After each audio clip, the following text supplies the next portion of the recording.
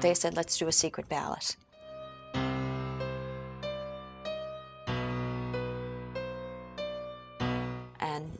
And we did it.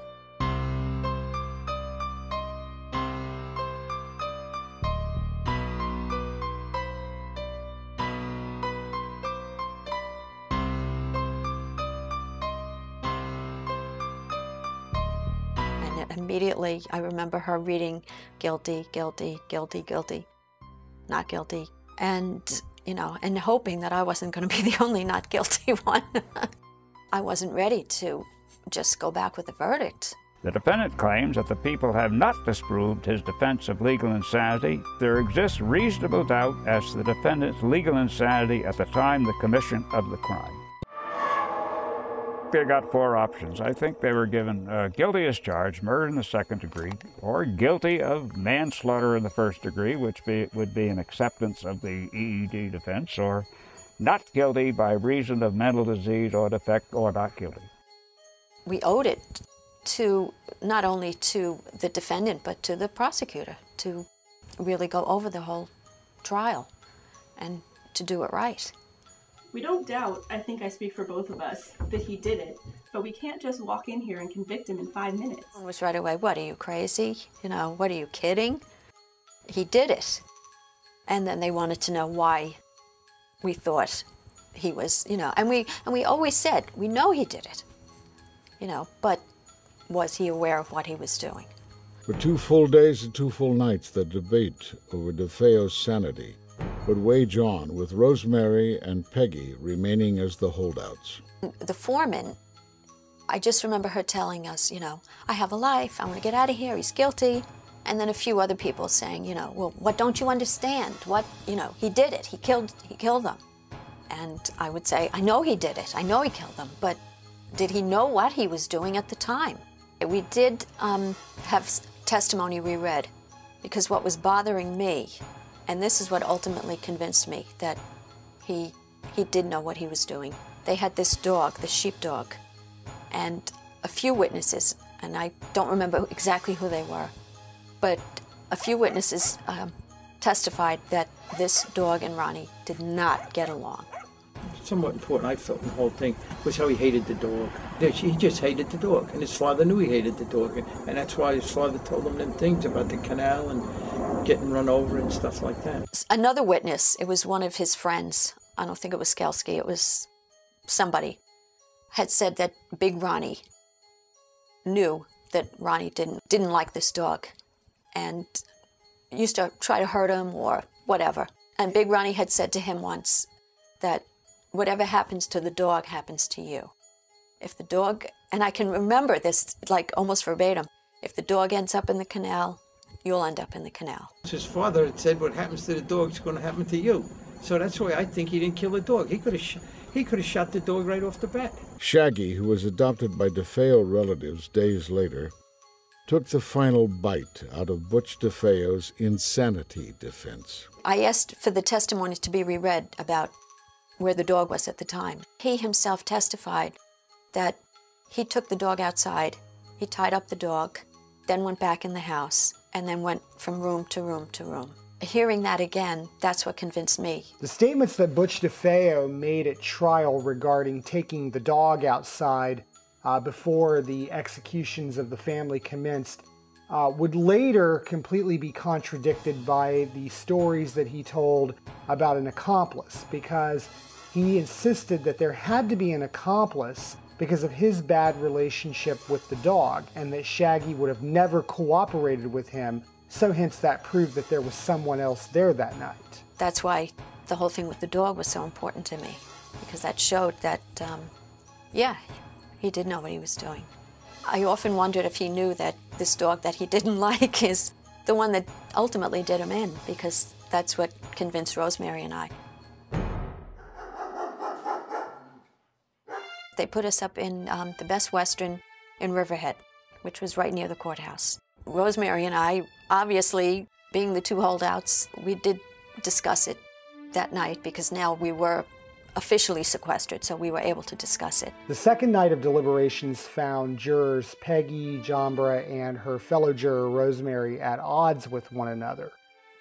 Peggy, being one of the two holdouts, had decided in favor of a guilty verdict. She wanted to be the last holdout. It was very important that they swing Rosemary around and convinced her of DeFeo's guilt, because if they didn't, they were going to end up with a hung jury. I said this to her. I said, Rosemary, do you want this to be a hung jury?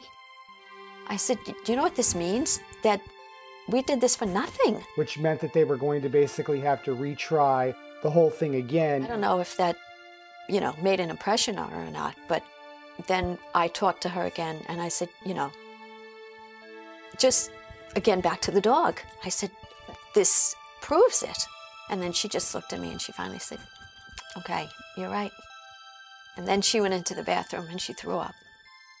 I remember a sigh of relief from the other people that, okay, it's over, we can go home. And then we did take another vote just to, I guess, make it official. The clerk came in to me and said, Judge, we have a note, and the note said we have a verdict. That you then have to provide everybody a chance to get assembled. It involves the DA, the defense attorney, wherever he is. And don't forget, DeFeo had been sent back to the jail. I don't think we kept him in the courthouse all the time during deliberations. And he had to be brought back. The district attorney had to notify his people. So I'm not sure how long it took to assemble everyone. But let's say it took at least a half hour. Has the jury reached their verdict? We have, Your Honor. The defendant will rise.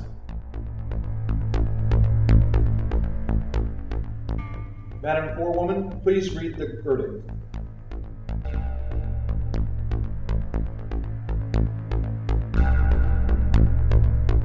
The jury of the people of the state of New York versus Ronald Joseph DeFeo Jr. find the defendant guilty of 6 counts of murder in the second degree.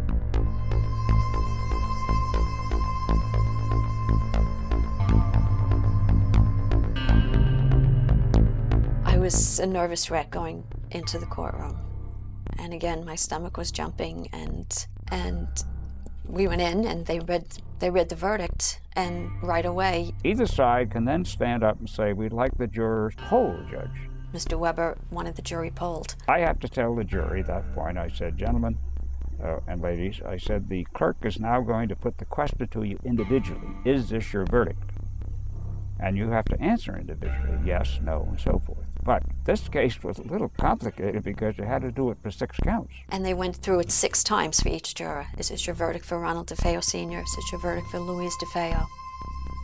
For the murder of, And when they got to me, it was just like, I remember saying a prayer, please God, let me get through this. Let me be able to do this.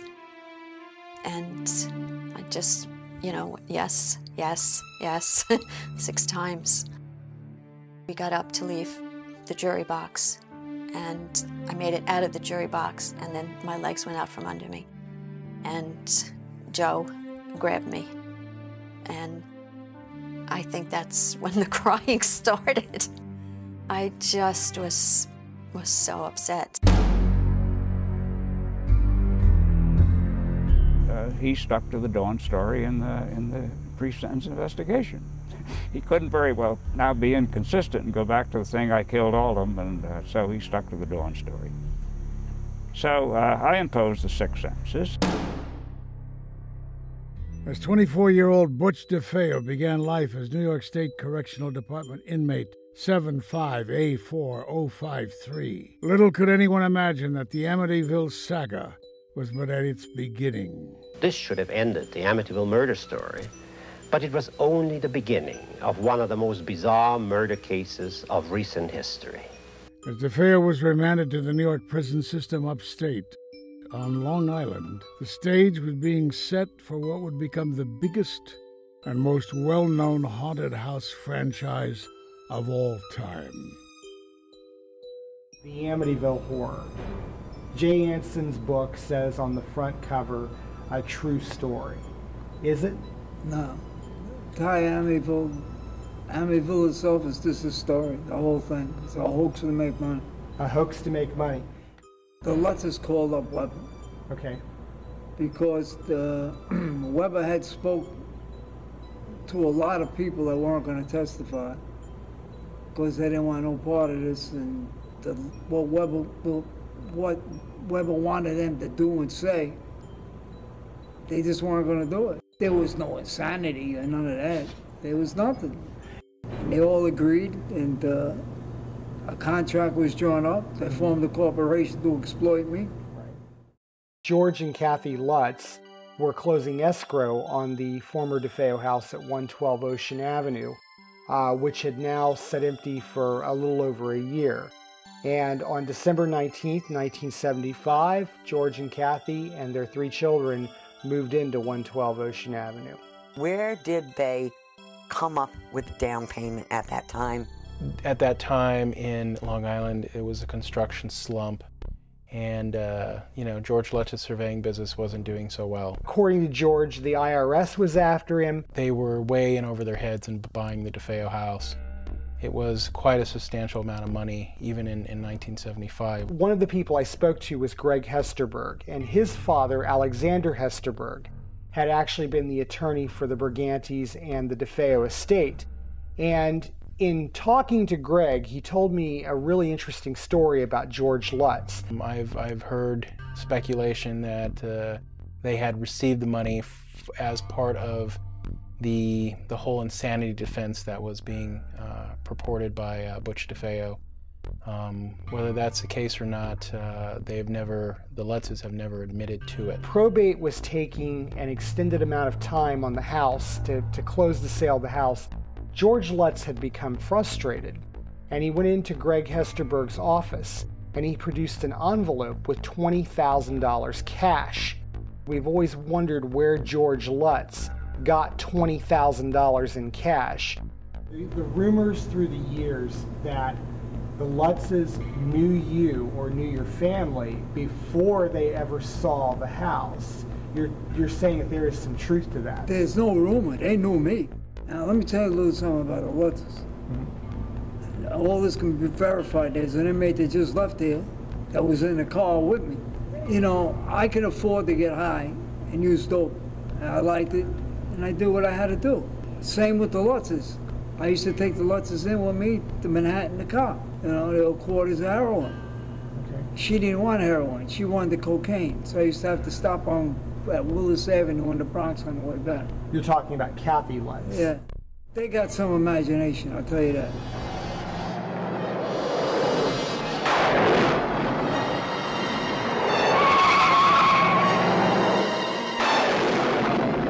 So right after George and Kathy Lutz flee 112 Ocean Avenue after this long string of horrific events that supposedly happened in the house, they and Bill Weber hold a press conference at Bill Weber's office. I found out about the press conference and tried to see Mr. Weber, who argued with me over the phone and told me that this was all for the best, that I should keep my mouth shut, let him do what he thought was the proper thing to do, that we were all going to come out of this on top of the game. Weber did not know what he was doing. That's why this whole thing was a joke. Butch's family, his grandfather Mike Brigante included, was really starting to turn against William Weber at this point, because they believed that Bill Weber was pretty much acting in his own interests and acting as a literary agent. They were trying to convince Butch to get another attorney for the appeals process. I told Mr. Weber to talk to Mr. DeFeo first,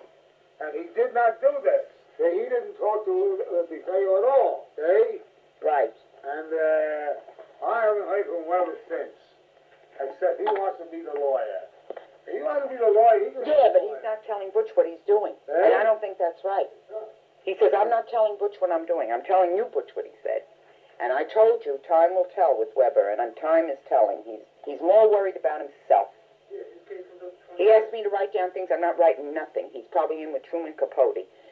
There's a rumor that Truman Capote... Oh, no, I won't. Go ahead. There's a rumor that Truman Capote was at Henry's asking about you. I'm telling Butch. No, erase it, Angie. No. Go ahead. Butch, listen carefully, sweetheart. That last paragraph where it tells you to let Hesterberg and Kelly gets you the appeal lawyers from the appellate division.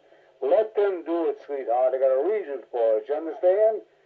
You understand now, sweetheart? So please do the last paragraph, and then you give the case to whoever if you want, whatever you want to do. But in the meantime, do what Grandpa tells you to get the appeals lawyer from Hesterberg and Kelly. Butch wasn't willing to get another attorney at this point because himself and Weber were already too far down the road. I wasn't going along with it. I wasn't going along with Amityville. So they had to come up to Clinton. The agreement was $850,000. That was that or nothing. I wasn't gonna get involved. That was for the Lutzes to do their story. The whole thing. I wasn't getting involved. So the Lutzes came by themselves. Okay. You see me. Weber didn't know nothing about it. Then when apparently they told Weber, and Weber sent up one of his associates. He came up on a Friday. They flew up in the afternoon. I signed a release and a contract, and that was the end of it. So the deal was for $850,000. No, for me. For you. And nothing to do with Weber. Right. For $850,000 Weber had to pay me. For you. Weber had to pay me a percentage. It was in the contract. Right. He had to pay me. That was more money. George and Kathy drew up affidavits for the appeal. Personally, if you're asking me about possession, I have to reserve that. But in the future, is evidence going to be presented to a court to help Ronnie DeFeo? Is possession part of that? The answer, still remains to be seen, but I think we're swaying towards the affirmative in that regard. Court of New York State. If it is not, you can only bring up some new evidence, which that is how Bill tried to get the Lutz's testimony in the appeal. Stark ruled that the only evidence that was going to be allowed in the appeal for Butch was points of the trial. There's nothing, absolutely nothing in that house that ever convinced me, at any rate. Maybe I'm a bit of a skeptic, but I'm also a realist. I never saw anything to indicate this mystic phenomena and all that nonsense. And I use the word nonsense because that's exactly what it is. As Weber planned his appeal of DeFeo's conviction, George and Kathleen Lutz developed a different plan of their own upon meeting Tam Mossman, an editor at Prentice Hall. They basically went to Mr. Anson to write a book of their own, and Butch and Mr. Weber got nothing. So you never obviously saw a dime from that? No, it was another story. They went and got this guy, Paul Hoffman, to write the book. So we started by coming out in the, what was it, the Daily News, the Good Housekeeping. Good Housekeeping. He came out in that, and the next thing you know, I knew them Lutzes were unstable. They double-crossed everybody, and they took off and went to California. So, and screwed everybody up. As the events of 1976 were unfolding, and just after the Lutzes fled the DeFeo home, George Lutz came up with the idea to conduct a paranormal investigation of the house. Enter Dr. Stephen Kaplan and his wife, Roxanne. A wonderful, good couple, George and Kathy Lutz, move into the house. And in less than, they say, 28 days of terror, they flee from horrible episodes so ghastly that they have to call in psychic researchers.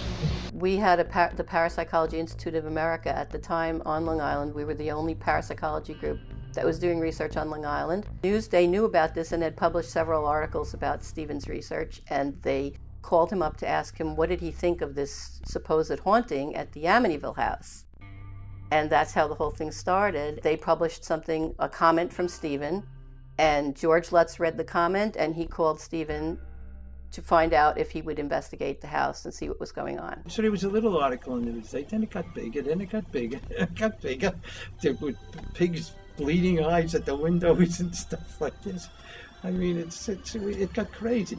I did not dream that I was going to be covering the story for the rest of my natural life, it seems. Stephen told Lee, as he called himself, that that we would do the investigation with two teams. He said that the phenomena happened between, let's say, between 9 p.m. and 3 o'clock in the morning. So we were going to have teams from 6 p.m. to maybe 2, and then from 2 in the morning until 6 a.m. We had a photographer, and we had a professional magician who would check to make sure that the house wasn't rigged. In the course of his conversations with George Lee Lutz, Stephen Kaplan began to grow suspicious of Lutz's claims when Kaplan quizzed him over how much prior knowledge he had of the paranormal. George Lee Lutz kept talking about different kinds of demons that were in the house, and Steve's like, well, how do you know there's demons in the house? Well, there's this demon, and he started naming them by name. He named a couple, and then he said, oh, I can't say the names, because if I say the names, then they'll appear. And Steve's like, okay, where did you hear this from? Well, I've been reading a lot of books on the occult. George begins to talk about Ray Buckland at this point. Ray Buckland had something called the Witchcraft Museum, which was on Long Island at the time, but he had closed it and he had moved up to New England maybe a year or two before this conversation. The problem with Ray Buckland, where Stephen Kaplan was concerned, was that the introduction of Ray Buckland into the story created some wrinkles in George Lutz's timeline. If he knew Ray Buckland, then he was obviously interested in the occult a year or two before.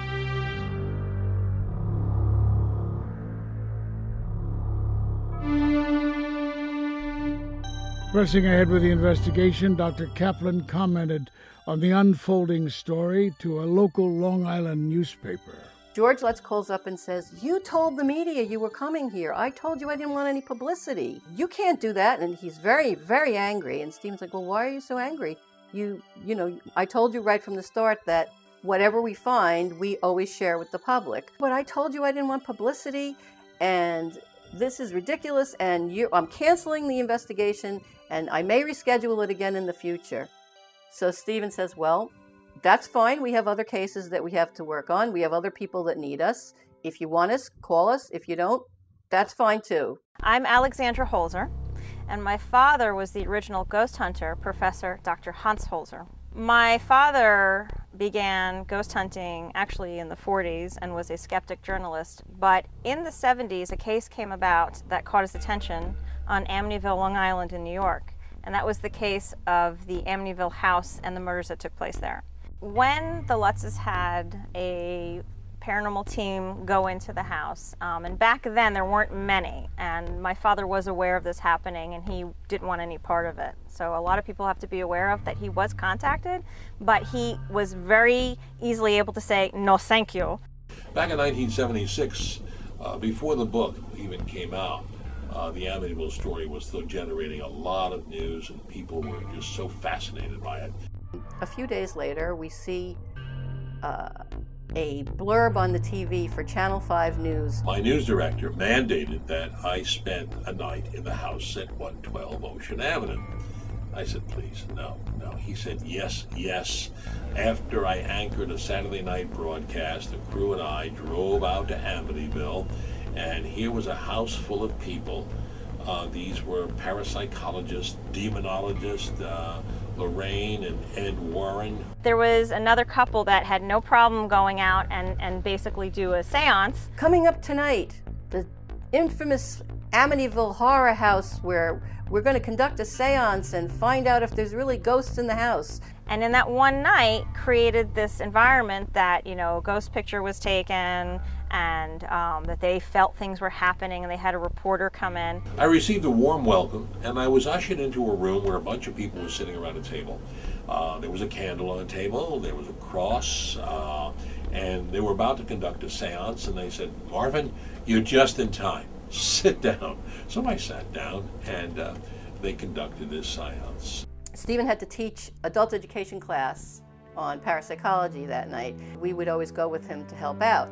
So we had a habit of going from there. We would go and we would all get coffee afterwards. But we'd say, okay guys, we're not getting coffee tonight. We're rushing back to Steve's house to see what this is all about. One of the psychics seemed to be in a trance and said, whatever is here. You're trying to harm them?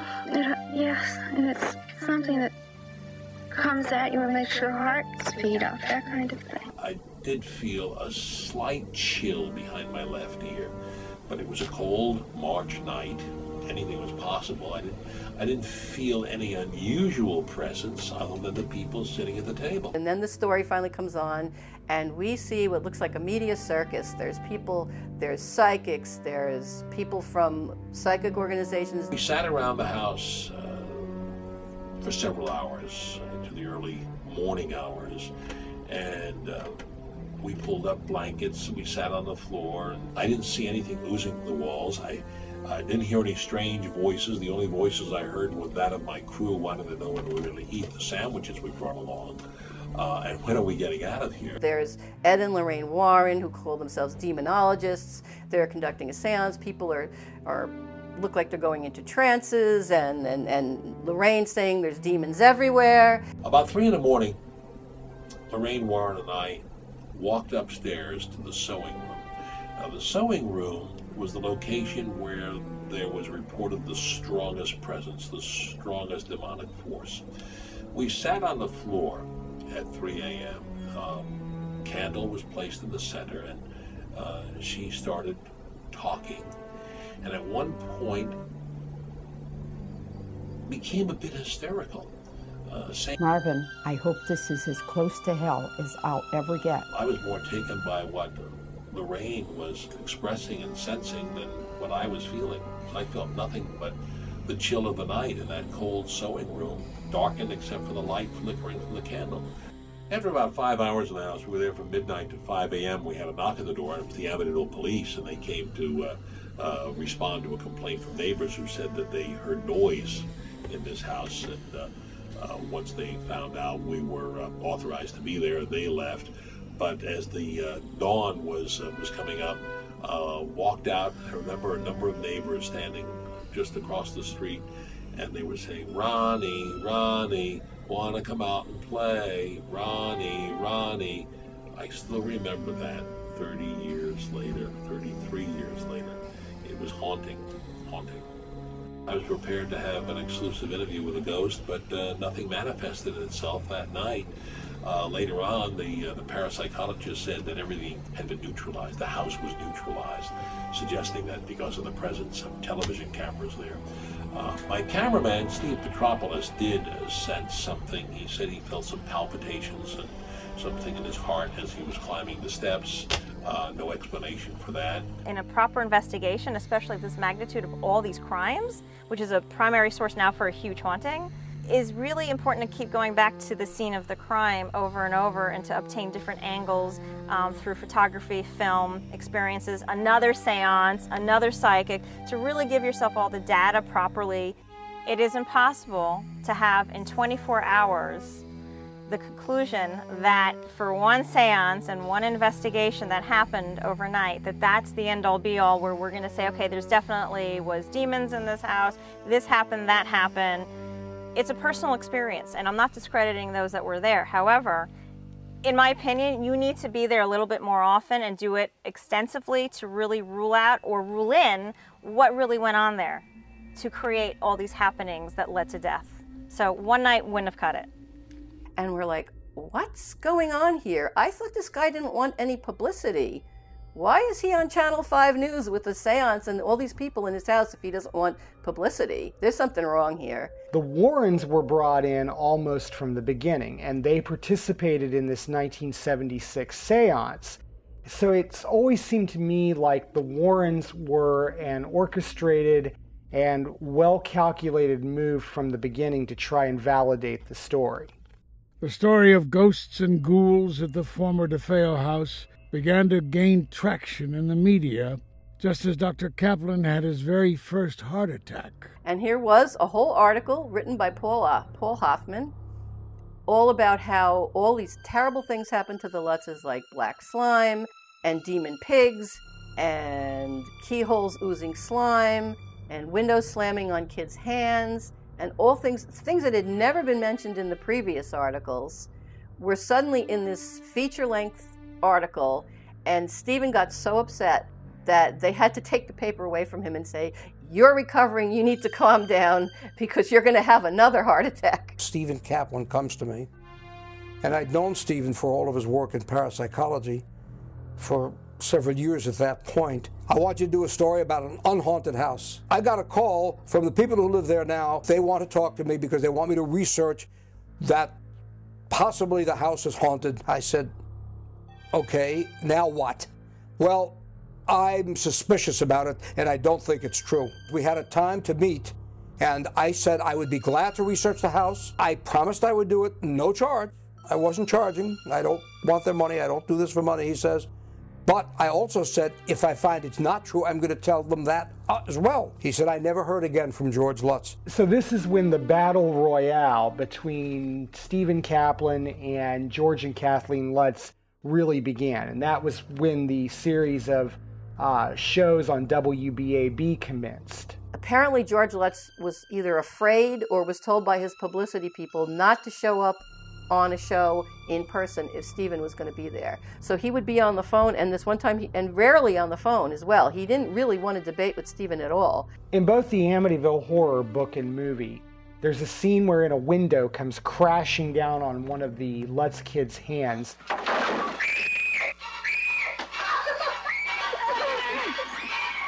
They take, I believe it was Danny Lutz, the kid, to the hospital, and amazingly, none of the bones are broken. When Dr. Kaplan and George Lutz began to debate this on WBAB in one of the shows that followed the initial onset of this case, the whole story began to fall apart. Said, so you brought your son to the hospital when the window fell on his hand. Which hospital? Well, it was Brunswick Hospital in Amityville. Okay, George, so if I go to Brunswick Hospital and subpoena the records, it's going to show that you brought your son there on... Well, we didn't really bring him to the hospital. We brought him to the doctor's office. Okay, so, you tell me the name of the doctor's office and I'll go and I'll... Well, we kind of just, bandaged his hand and treated it at home.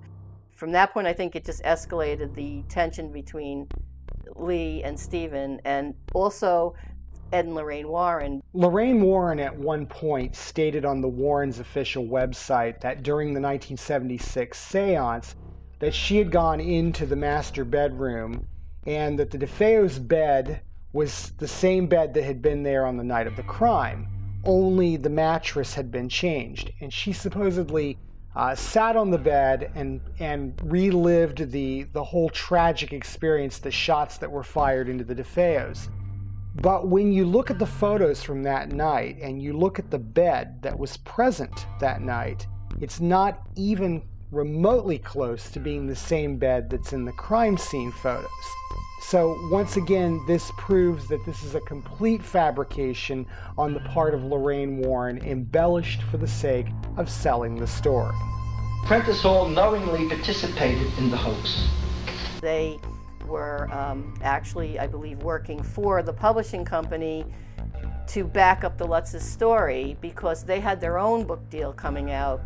And we were told by somebody off the record that the deal was made that you promote the Amityville Horror, we give you a publishing deal for your book. Lorraine Warren appeared with George Lutz on the Lou Gentile show on May 27, 2002.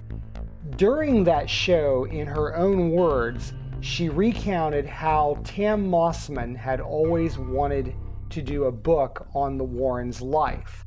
And later, after the Amityville Horror was published, Tam became the editor of the book that ultimately became The Demonologist, which was published in 1980 about the life stories of Ed and Lorraine Warren. It didn't end. The next thing I know, there's another show. Now I'm getting a call from the people who are living in the house there next door or two doors down, and they have something to say. Then I meet a local cop, and he has something to say. And then there were several other neighbors who wanted to speak. And before I know it, Stephen Kaplan has rounded up other people who contend nothing ever happened in that house. And before you knew it, I'm devoting hour after hour to this one story, not meaning to, and now it's now in 1977. Okay, Stephen found out from his friend Max Toth that there was going to be a book coming out about the Amityville Horror, and he wanted to see what was going to be in it. So he called up Prentice Hall and spoke to a gentleman named Tam Mossman, who promised to send him the galleys of the book and never did.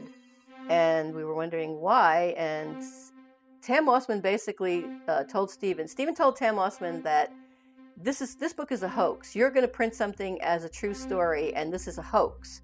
And Tam Mossman said the same thing the other people had said, that basically the bottom line is money. People want to read about this. They want to read about a haunted house. The more demons are in there, the better. And he doesn't really care about whether it's true or not true, because Jay Anson was assigned to write the book. He met with the Lutzes. They told him their story. He was writing their story, and that's what it was going to be, and that's what they were going to publish. In 1977, Jay Anson's book, The Amityville Horror, a true story, hit the market and created a media sensation comparable to The Exorcist, which had emerged but a few years earlier. America and the world became infatuated with the house on Ocean Avenue with the eye-like windows. Interest in the house in Amityville has not subsided in the last 4 decades. I was living in a townhouse off of Merrick Road, Hidden Lake Estates, just right down the street from Ocean Avenue. And every year on Halloween, and I'm talking about the late 80s and early 90s, they would need security around that house. So after the Lutzes abandoned 112 Ocean Avenue and returned it to the bank, the house sat empty for approximately 16 to 18 months before Jim and Barbara Cromarty, who were local Amityville residents, bought the house. What the Cromartys didn't know when they bought the house, however, was that the Amityville Horror by Jay Anson was already in the works and getting ready to come out. And when the book hit, Jim and Barbara were absolutely besieged. This house is not haunted. It never was haunted. It was a money-making fraud. I met Deborah Cromarty at a Long Island Press Club gathering. I was single at the time, and we had dated for a while, and after I think the second or third date, we were out, and I asked her, where do you live in Amityville? Because we both came from the village. And she said, the house. The house. I said, no. She said, yes. I said, you're kidding. She said, no, I'm not. And that's how I got to know Jim and Barbara, which led me back to a 3-part series that I produced for WNBC TV called The Amityville Hoax. It was through Deborah's help. The Amityville story is already dividing people into basically 2 groups. The people who believe that the whole haunting and demonic possession happened, and obviously the group that say it never happened. In 1979, again, Steve Kaplan comes to me and he says, got your story, Martin. I said, oh God, what now, Steve? He said, Amityville. I said, no, please. It's in my dreams, actually more like nightmares. What is it now? He said, the attorney for Ronald DeFeo Jr. wants to go on the air explaining how the hoax was created. They got together with the lawyer, William Weber, who said he wanted to get his client off on the devil made me do it defense. Because Ronnie DeFeo was already in prison serving, I don't know how many 6 life sentences apparently for the murders, and they would try anything to try to get him out. And I sat up and I said, what? Now, anybody who's a talk show host or a reporter knows that's a story. Weber showed them crime scene photographs, which he had access to as the defense attorney. And in the photographs, there would be fingerprint dust on everything, and they used some black fingerprint dust and some of it was green. So they came up with green and black slime. William Weber, through Stephen Kaplan, the psychic researcher, makes a time to come on my show. We do the show during the summer of 1979, but we sat there for nearly 2 hours, and we talked, and he revealed step by step, item by item, incident by incident, just how the hoax was created. Told them a story about the next door neighbor's cat, which was a big fat Siamese cat, which would climb up on the roof of the porch in front of the house and peer in the windows. There was pig's eyes in a window or something, and that pig's eyes was Rufus's cat. I mentioned Rufus Isle next door. Butch DeFeo hated that cat, and he would say, that cat is a fat pig. Get that cat off of my house. That fat pig is looking in my window again. And that was told from Weber to the Lutzes, and they conspired together to decide that this was going to be Jody the Demon Pig. They had a cat that used to sit in the window. And that's what the pig's eyes was Rufus's cat. It was just a bunch of bull. And so now the cat, whose real name was Evinrude, which we had the pleasure of meeting Evinrude one night when Frank Birch was at the house. And Evinrude became Jody the Demon Pig with the red eyes shining through the windows. They called up Weber, and he came over there, and this was all Weber's idea, over many bottles of wine. You know, he made up the story about the cat and the red-eyed pig and all that and this and that. And they all agreed. I had never met Bill Weber before, but he knew that he was there to talk about the details, revealing the hoax, because he was now in a legal situation where the monies accrued from the film and the book, first the book, then the film, obviously went to the Lutzes. But apparently the contracts, the legal work, was not written in all of the detail it should have been, and so Weber was left in the cold, so to speak, and wanted his part of what he thought he had coming to him. Ultimately, the fight between Bill Weber and the Lutzes resulted in a series of lawsuits with each of them suing one another. The case ultimately went before Judge Jack Weinstein in New York, and when it went to trial, there were a number of contradictions to the Lutz story. Father Ralph Pecoraro had been a friend of George and Kathy Lutz's. He had supposedly gone to the house within days of them moving there and had attempted to bless the house when he was besieged by flies and a disembodied voice that told him to get out. But what happened was he sued him in the Eastern District Court, and he won. The judge went through the ceiling. He's still there, Weinstein. Judge Weinstein, right. And he went through the ceiling. He called up that priest. The priest said, I never told him anything like that. The priest said, the judge said, that's it. This can't go any further. These people are liars. However, at the trial, the story was contradicted when it was revealed that Father Pecoraro had never actually been to the house and had never blessed it. Bill Daly, who was the attorney representing the Lutzes, affirmed in legal paperwork that Father Pecoraro had never blessed the house. Joel Martin wasn't the only person that Bill Weber told of how the Amityville hoax was created. 3 decades later, Marvin Scott would be told the same story on camera. In 1999, I was doing a broadcast on the 30th anniversary of the release of the movie, The Amityville Horror, and I was reaching out to some of the principal characters, including Bill Weber. Is this fact or fiction? It's fiction, absolutely. Did you play a part in some of the material in there? Yes. We could sit here for 3 weeks, and I'll keep telling you each time it's a fraud. He went on to tell me that it all began in conversation with the Lutzes. They talked about a story, and it embellished. The story grew by the hour and by the bottle of wine. We sat down and we talked.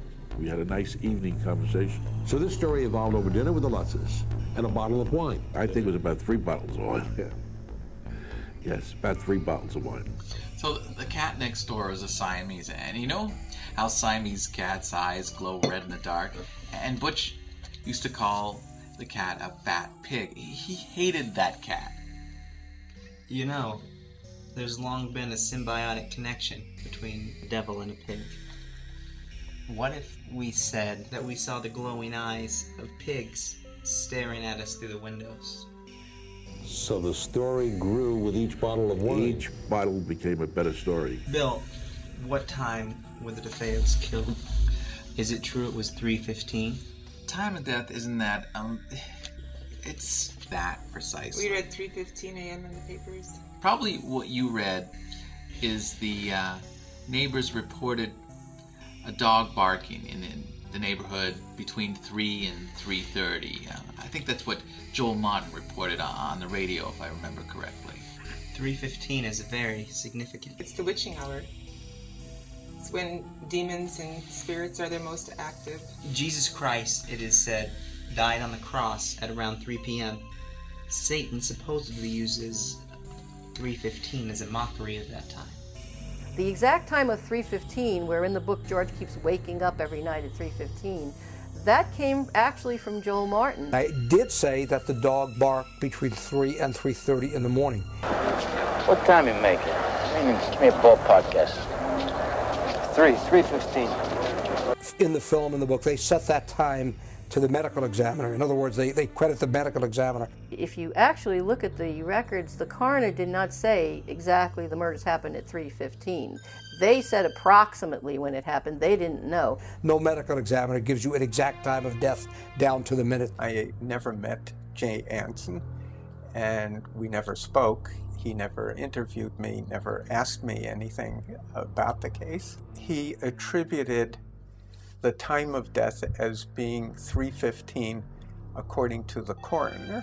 None of the paperwork from the autopsies of the DeFeos lists a time of 3:15. The 3 o'clock time frame is supported by some of the neighbors on Ocean Avenue who did report that their dogs went crazy just right at 3 a.m. or right after. I never gave an exact time as 3:15 a.m. I only spoke of the time frame of 12 to 24 hours. Lorraine Warren actually says on the Lou Gentile show on May 27, 2002, that Ed Warren's mother passed at exactly 3:15 a.m. on November 13, 1974, after a long battle with cancer or some devastating illness. And this somehow validates the exact time that the DeFeos died at 3:15 a.m. However, it is a complete contradiction of what the medical examiner's office reported in saying that the DeFeos died within a 12 to 24 hour time frame. My reaction? Wow, this is good news. This is a good story.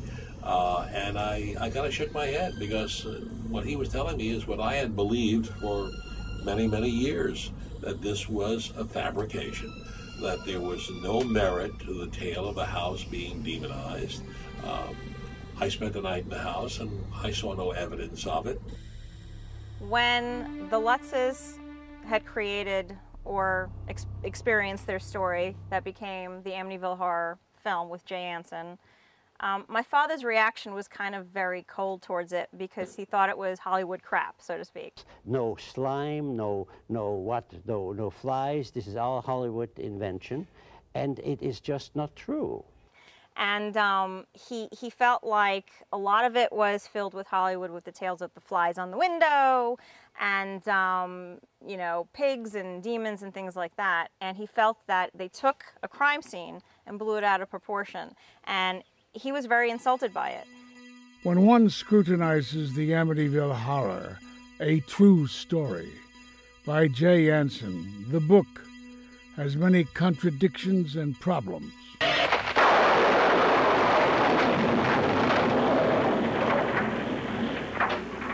In both the Amityville Horror book and movie, one of the horrific things that supposedly happens to the Lutzes during their 28 days of terror in the house is the 300-pound interior front door was supposedly blown off its hinges from the inside out. It just doesn't happen that way, you know? I mean, there's poltergeist activity, noisy ghosts, and things like that, and you can see sometimes a piece of furniture pushing. A normal haunting is actually really boring.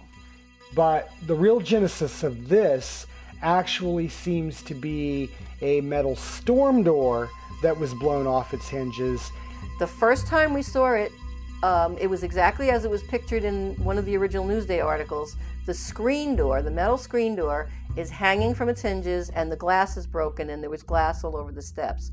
The actual wooden door was completely intact. There was nothing wrong with the wooden door, and yet the wooden door was supposed to have blown off the hinges in the story. Stephen used to say in his lectures that this kind of occult phenomena is known as wind, W-I-N-D, wind. There are no photographs, there are no repair bills, there is no documentation whatsoever, no insurance claims, nothing to prove that this event ever happened during this 10 or 28 days that the Lutzes spent in the house, which even that in and of itself is pretty interesting. Initially, if you look at the original articles, they claimed they were only there for 10 days in the house. You look at subsequent articles, it says 28 days, and that went on, I think, with the book and the movie where they actually had it in the hype, 28 Days of Terror.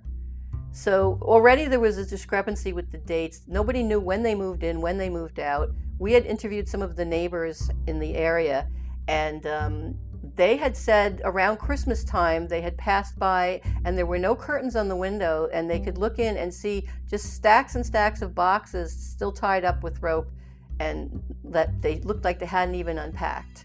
So it kind of felt like they weren't planning on unpacking, like they didn't never plan to stay there.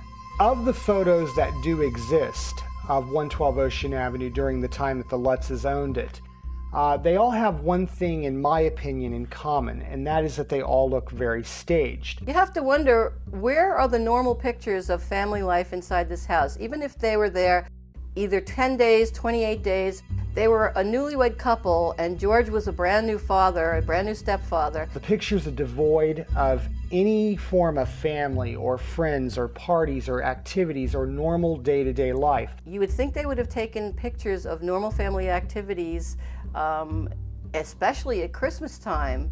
Where are the Christmas photos of this family, this new family that had just been formed since the summertime, sharing normal things in this house? These photos were snapped sort of as an afterthought to the case. Like, oh, we need some sort of proof that we lived here, if they actually ever did really live there. It appears that the inconsistencies in Anson's book are not entirely the result of artistic license. They are flagrant fabrications. One of them was the fact that there's a scene where the priest is driving home and all these things keep happening to the priest. And he was driving a Chevy Vega.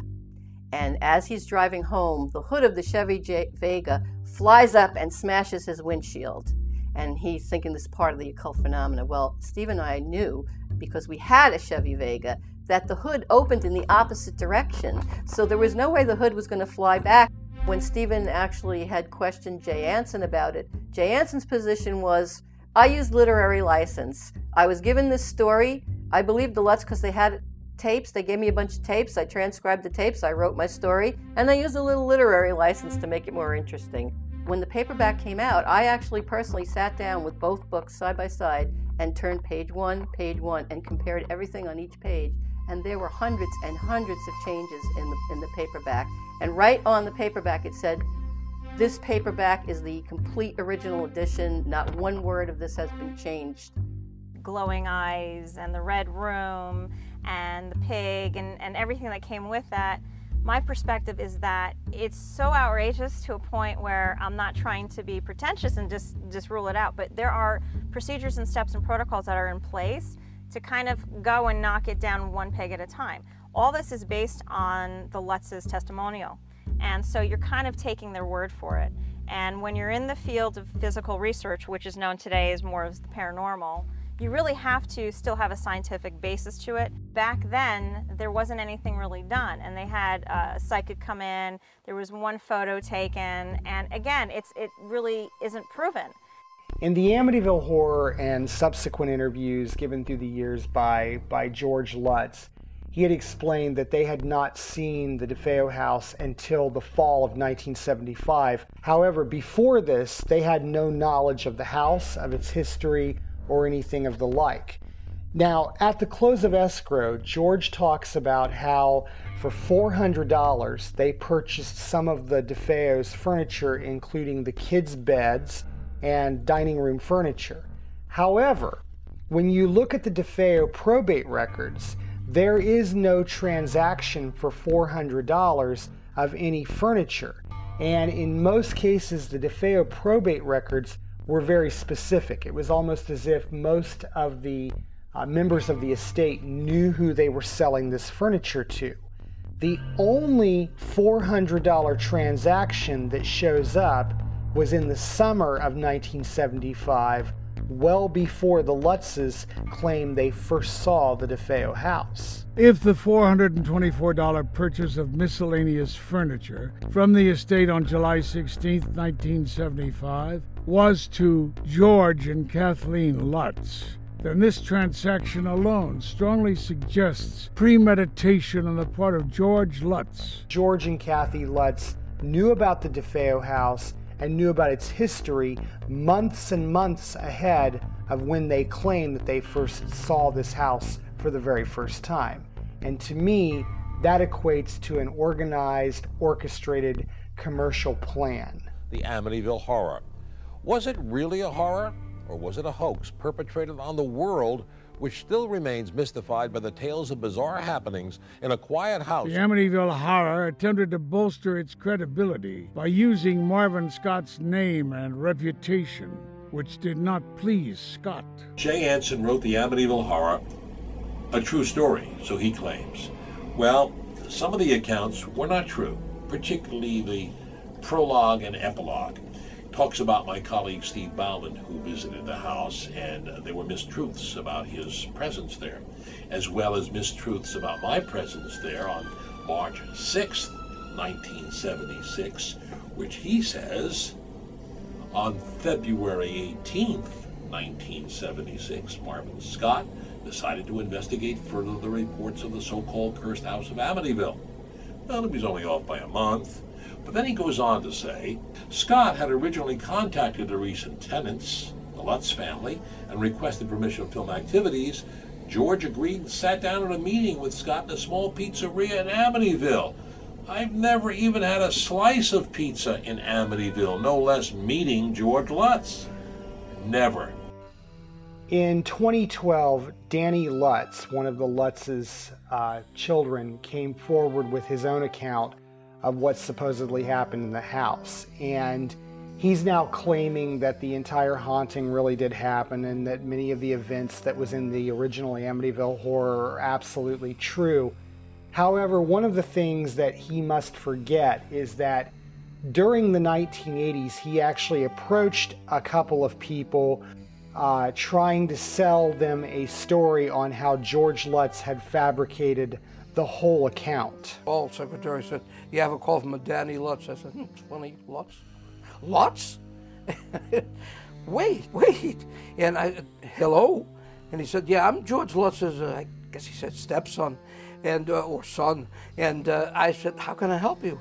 He said, listen, I can tell you the truth about the Amityville Horror story. I can tell you things about how the story came about. I can tell you things we went through. And I said, well, does it mean it's true or it's not true? He said, well, first I gotta, work out some arrangement whereby, I can sell you the story. Danny wanted to make money, understandably, on the story. And we spoke for a while, and he said, I have a story I'd like to sell. I said, well, news people don't we don't usually buy stories, frankly. I'd be happy to hear your story and whatever the truth is or whatever your version is. That's fine.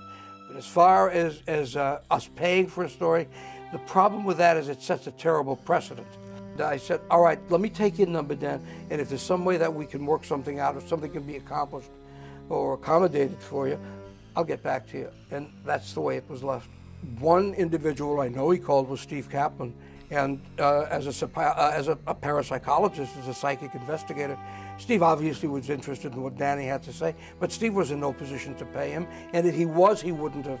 If Steve was sitting on $1 million at that moment, he would not have given him the money. He did not believe what Danny had to say, and I think Steve realized very quickly, as most of us did, if we pay him, he'll say pretty much frankly what we'd like to hear. He may deny that now, but that's generally the way it works. Reaching out to Steve Kaplan suggests that you think something is or might be a fraud.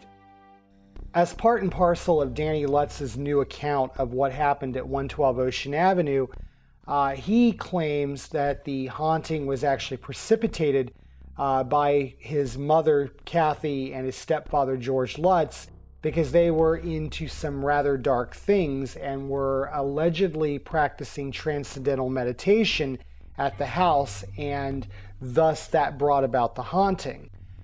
If that is true, it does nothing but validate the statements made by Stephen Kaplan, wherein he asserted that George Lutz had a rather deep knowledge of the occult before they ever purchased the house at 112 Ocean Avenue.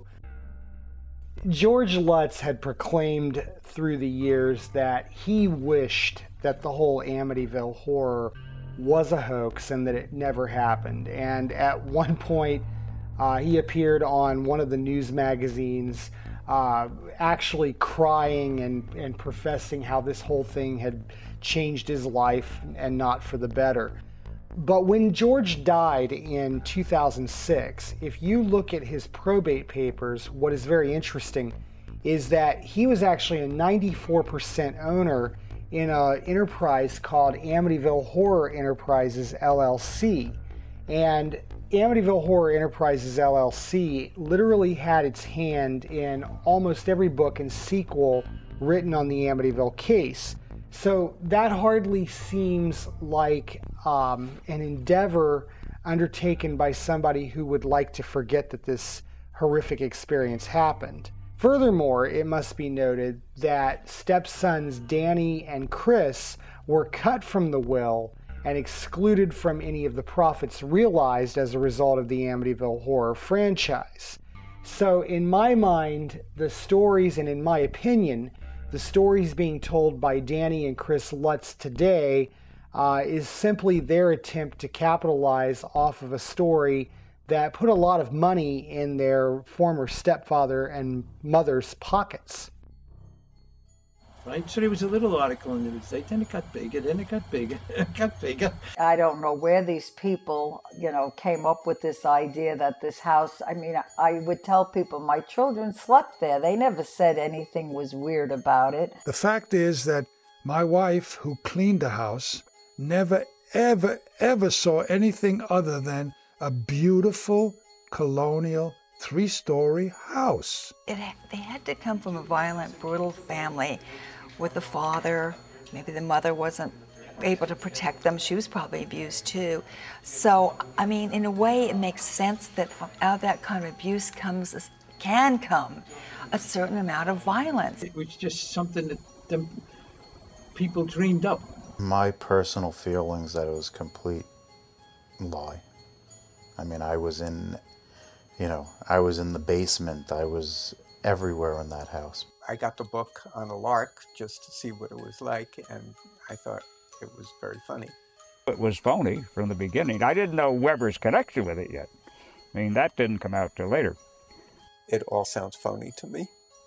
My wife said she went to see the movie, and I didn't yell at her, but I yelled. I said, "What are you going to see that junk for?" I said, "It's just a bunch of bull." We used to sleep over. We would sleep either in the basement, we'd sleep in Mark's room, and there was nothing odd about the house. As far as all this ghoulish stuff, that's all people to make money, and I'm not into that. I think that's sort of what makes sense to me about what happened. Now you add the mysterious element, which Albert Einstein even said, it's more powerful than anything logical. I just couldn't believe that they never questioned or looked for people who knew them and got their feeling of how they were. It was just strange.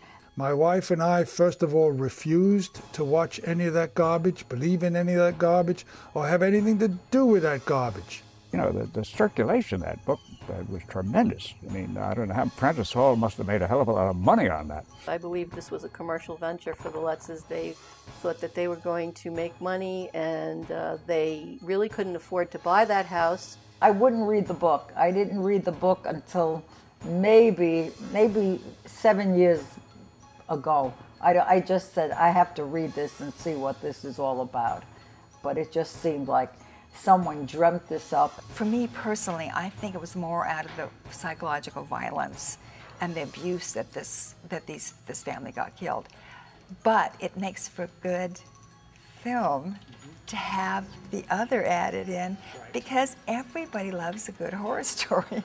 The fact that these people that moved in saw pigs with blood coming out of their eyes looking in the window, something like that. That's here we are today. How many years ago is it?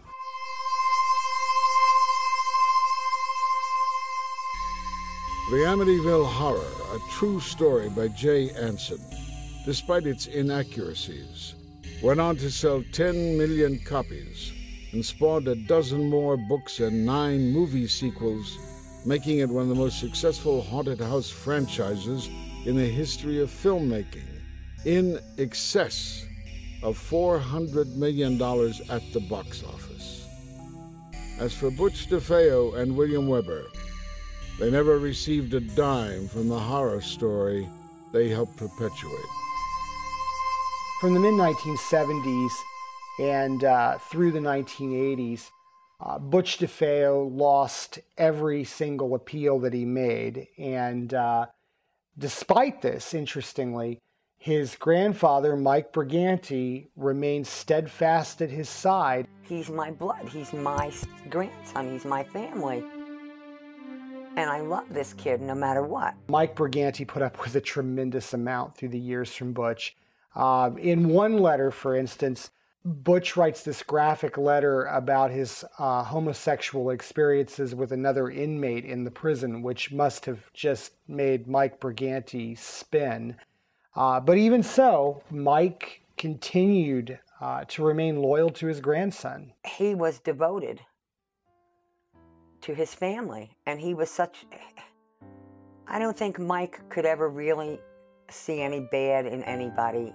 You got to do something for me. He said, you have to promise me that you will never leave him. And I said, why? You know, Grandma and me, we ain't gonna live forever. Listen to me, Jerry. You know, I ain't getting any younger. And when we go, it's only you for Butchie. There ain't nobody else. He said, I know it's gonna be hard for you to live your life, you know, as a jailhouse wife. He said, I will take care of you. He said, provide that you have a vehicle always to go there and see him. I'll give you money if you needed to go and see him. This and that and the other. You gotta, you know, move yourself upstate. And you have to stay around him. I don't want you to leave him. He told me it would break his heart if I left his grandson, because although it may be his grandson's fault, it wasn't right that his grandson should be alone like a dog. Promise me. All right, Mike. All right, I promise you. So like an idiot, I told Mike that no matter what Ronnie did, I would stay. There came a time in my relationship with Butch that I went to visit him that one day, I told you, and he said that we've got to talk. And I said, what's the matter? And he said, I can't do this. I think the best thing to do is to forget me. Walk out of this prison today and don't ever come back. You know, and for your own good. And that just, I think my heart must have broke in a zillion pieces, because this is a man who was supposed to be such a, at this point in time, such a no-good, rotten, punk, drug addict, idiot, self-centered, greedy person.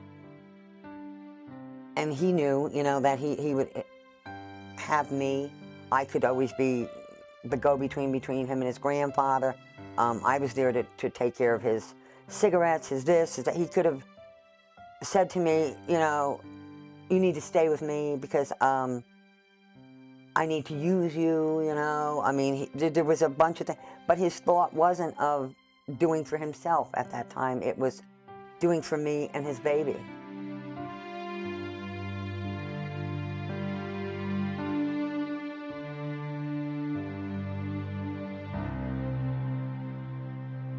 I think one of the great tragedies of this case, aside from the murder of the DeFeo family, comes in the form of the impact that it had upon so many people.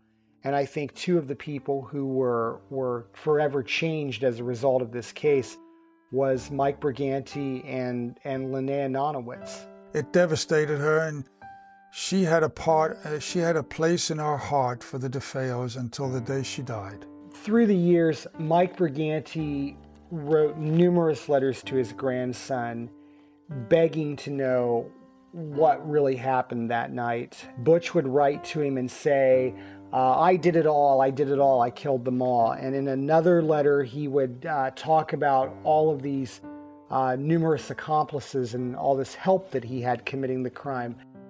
Mike Briganti died in March of 1985, and I really feel sorry for him because I feel that he went to the grave without ever really getting the closure that he was really looking for.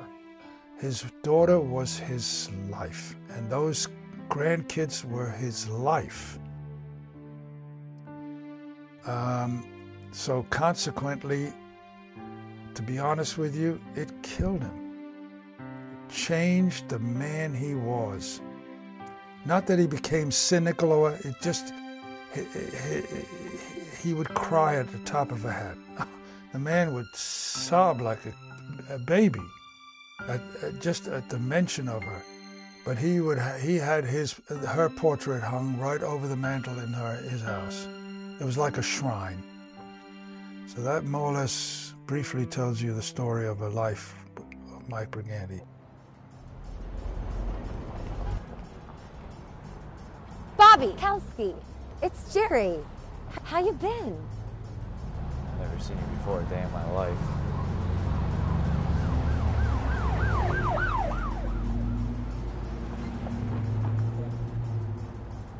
Years after the trial in the early 1980s, Geraldine was running around Manhattan, and she ran into Bobby Kelsky, who she hadn't seen in a number of years. So Geraldine went up to Bobby and said, you know, "Hey Bobby, what's up?" And Bobby just looked at Geraldine and said, "I don't know you. I don't know who you are. I'm sorry," and went on his way.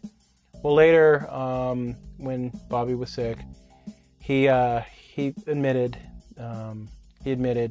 through this third party that that did happen, and he felt rather bad about it, but for reasons that are only probably known to Bobby, but we could speculate, he decided to pretend Geraldine didn't exist. And that was the last time, reportedly, that Geraldine ever saw Bobby Kelsky.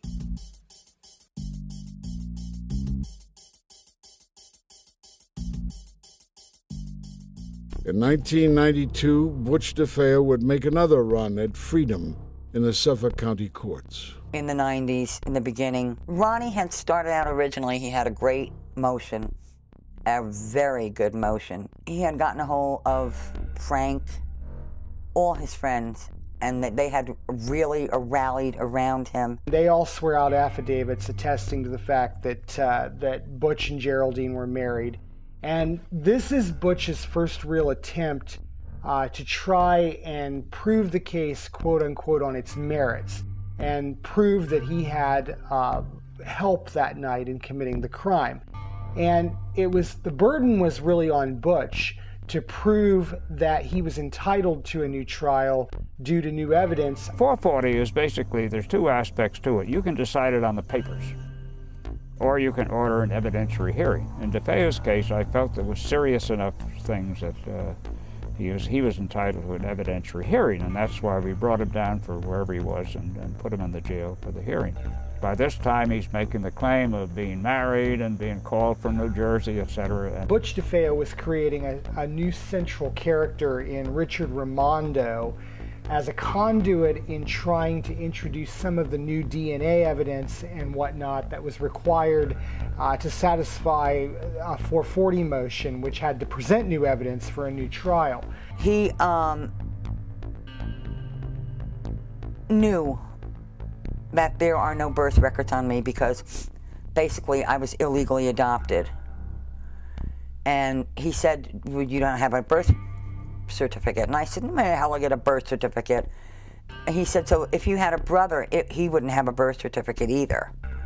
And I said, I don't have a brother. And he said, yeah, you do have a brother. And he made up the character of Richard Raimondo. Richard Raimondo basically became Bobby Kelsky in the 1992 hearing. He had written out, typed out a whole complete basic story about my brother Richard. And it was Richard Raimondo that ran upstairs with Butch, and they discovered that it was Don who had pulled the trigger on the entire family. And he had my brother throwing the gun in the canal and everything. The Richard Raimondo story played out much the way that the new version of events that Butch told Rick Osuna plays out. I went to the prison and I told Butch, you know, I said, what the hell? And he said, before I could get out the words, he said to me, yes, baby, Bobby Kelsky is now Richard Raimondo, and you will do this. Butch was sort of counting on the district attorney's office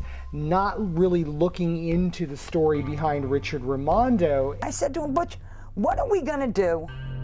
And I say we, what are we gonna do when them cops look for A, a marriage license for Richard Raimondo and his estranged wife that he ran and stole his kid. A birth certificate for Richard Raimondo's son. What, he never had a Social Security card? He never went to school anywhere? I have school records. I have a Social Security card. You know, I had a driver's license. Oh, shut the fuck up, you don't know what you're talking about. The district attorney's office began the process of turning over every stone in Texas and everywhere else, looking for this elusive Richard Raimondo character as a means of defending their original 1975 conviction. I talked with a couple of his friends, and we thought that there was a possibility that if we went to the police, actually, John and I thought that if we went to the police and told the police that all of this was true, except it wasn't Richard Raimondo, it was Bobby Kelsky. So John wrote a letter to Suffolk County and said that Butch had asked him to sign a false statement, and the police, of course, took themselves up to Bainbridge, New York to see John, and he told them, Ronnie has asked me to blatantly lie, perjure myself, commit fraud, you know, make a mockery of the justice system. When Butch's friends and Geraldine realized that the DA's office was going to exhaust their search to the fullest extent possible to find Richard Raimondo, that's when they began to recant their stories. Butch DeFeo's bid for another trial was falling apart. That cop told me, he said, look at these papers. I almost pissed. Because do you know what was on those papers?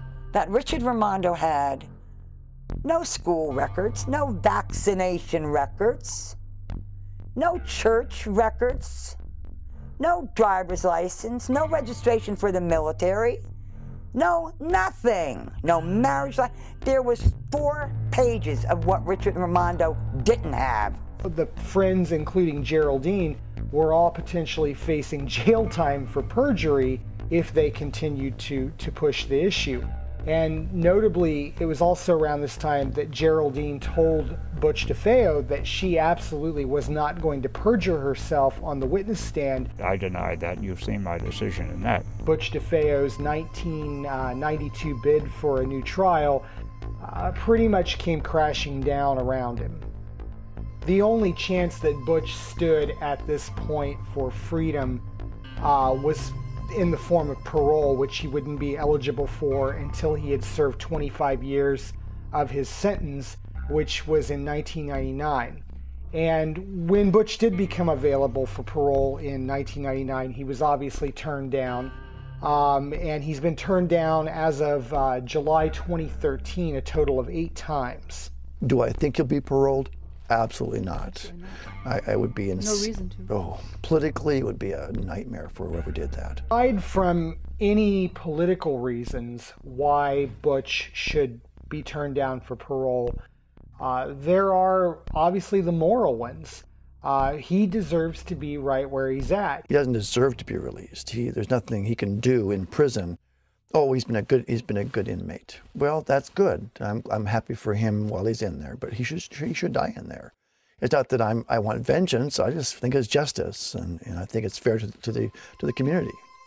Whether Ronnie DeFeo killed 1 member of his family or 6 members of his family, or whether there was anybody else like his sister Dawn that participated in the crime with him, the bottom line is that Ronnie is right where he belongs because he was involved in the decision to execute his family.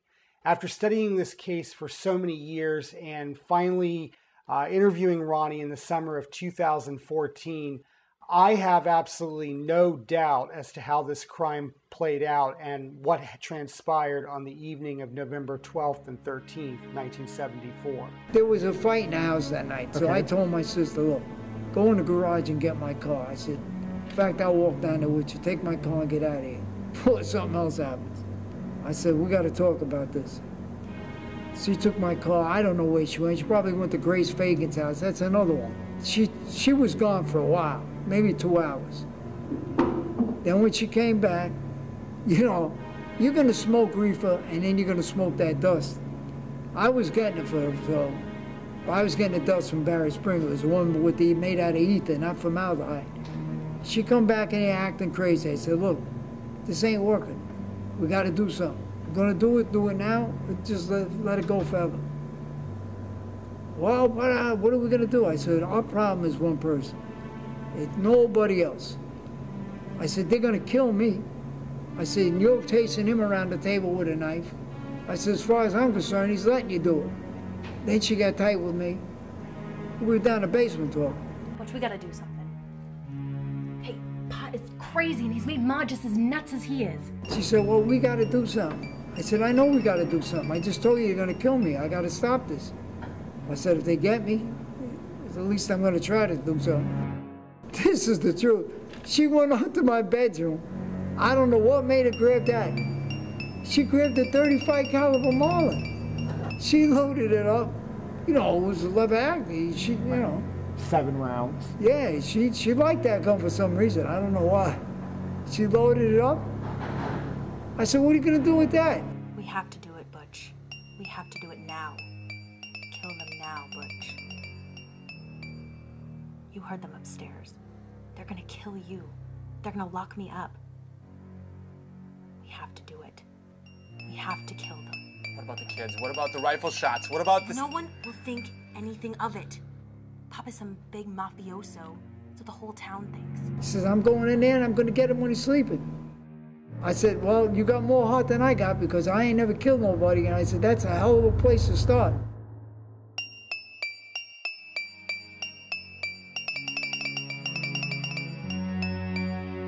Then I started drinking. Next thing I know, we're talking. I said, enough of this bullshit. When I started drinking, my personality changed. Her and me, we gassed up. I mean, it's not funny, but now I think about it, the way it happened. We went from the basement to the porch. I couldn't find a gun. I said, because she took it and threw it under the couch. I don't know what that was all about. She got it out. I hit the lever, and a live round jumped out. I had to put it back in. She said, what are you doing? I said, I'm checking to see if the gun is loaded. She says, oh, well, who would unload it? I said, never mind. I says, come on. I says, you wanted to do this? I says, we're both going to get involved. Now, I didn't know she had a gun on her. She had that 38. I did not know that.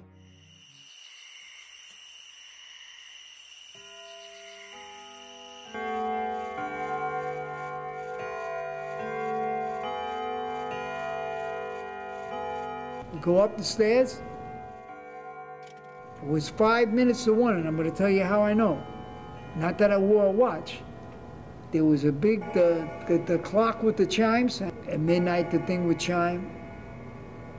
So I looked, I said, oh, you know, I couldn't help but look. It said 5 minutes to 1.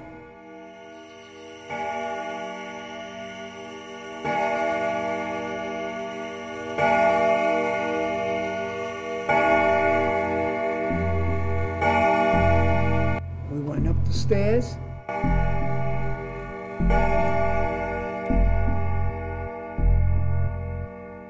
And the only thing lit up there was a candle under the Sacred Heart, his statue, or whoever it was. I think it was the Sacred Heart. He had a candle lit.